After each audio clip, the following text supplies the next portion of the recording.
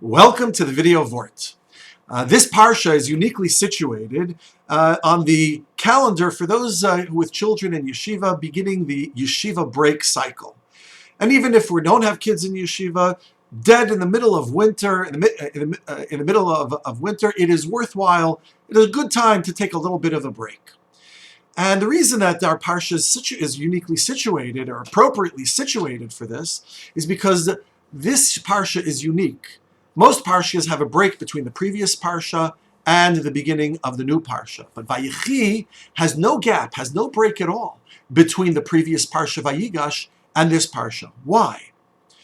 So the Rashi, citing Chazal, says, "Lefi shekevan sheniftar Yaakov Avinu nistemu eineihem v'libam shel Yisrael mitzaras hashibud." That after Yaakov Avinu died, the Jewish people became stifled. They were stopped up, nistemu. They were stopped up. They weren't able to see.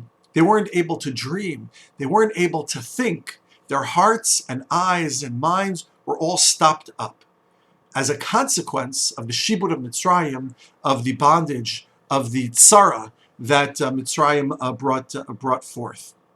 So what is the meaning of this medrash? Very often the Torah challenges us to stretch ourselves, to go beyond what we think that we can do in our spiritual challenges to become more refined and spiritually enlightened people.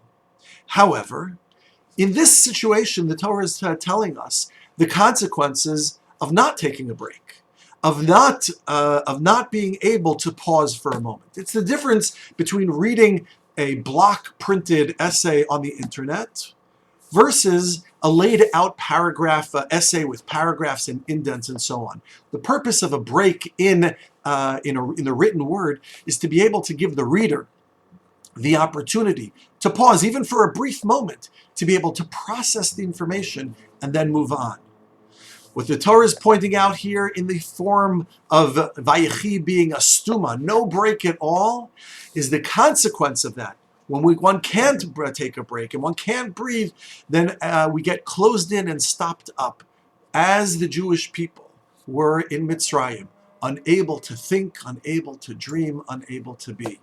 So although the Torah often pushes us to our limits, here the Torah is telling us that every once in a while, it's worthwhile to take a break, whether it's 15 minutes in a day, 1 hour a week, or something more extravagant than that every once in a while. The break, the gap, is critical. Good Shabbos.